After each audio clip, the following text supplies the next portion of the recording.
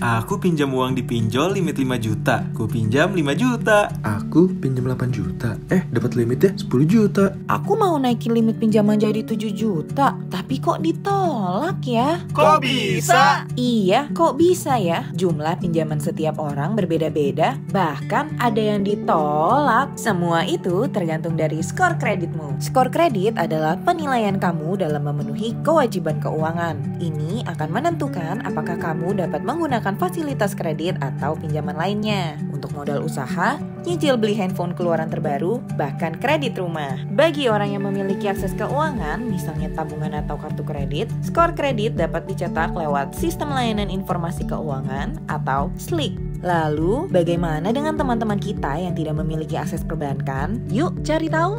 Di Indonesia masih ada lebih dari 92 juta orang dewasa yang belum pernah menggunakan layanan keuangan, seperti membuka rekening bank misalnya. Hal ini menjadi kesulitan untuk menentukan skor kredit mereka melalui cara tradisional sehingga menghambat mereka untuk mendapatkan fasilitas pinjaman. Padahal mereka juga butuh pinjaman seperti untuk membuat usaha atau tambahan sehari-hari. Karena itu, hadirlah Inovatif Credit Scoring atau ICS. Apa sih ICS itu? ICS adalah metode penilaian kelayakan kredit dengan menggunakan sumber data non-konvensional seperti pembayaran tagihan token listrik, tagihan ponsel, aktivitas media sosial, perilaku online, dan riwayat transaksi e-commerce, serta menggunakan teknologi AI dan machine learning. Seperti ini prosesnya. Misalkan Indra mengajukan pinjaman tanpa kartu kredit melalui aplikasi Cuan Cepat. Cuan Cepat dengan perusahaan ICS akan memberikan syarat dan persetujuan ke Indra untuk menggunakan datanya. Setelah setuju, maka perusahaan ICS akan meminta data Indra dari pihak-pihak seperti platform e-commerce atau sesuai perjanjian yang disepakati ICS dan perusahaan pemegang data individu. Lalu diolah dengan teknologi AI dan machine learning untuk menentukan hasil dari pengajuan Indra. Waduh, berarti mereka menggunakan data pribadi kita. Aktivitas yang tercatat secara digital merupakan data bagi ICS. Maka itu penting sebagai konsumen untuk benar-benar membaca syarat dan ketentuan perjanjian. Ada manfaat, ada juga risiko ICS. Pertama, adanya kemungkinan data pribadi kita disalahgunakan atau bahkan bocor.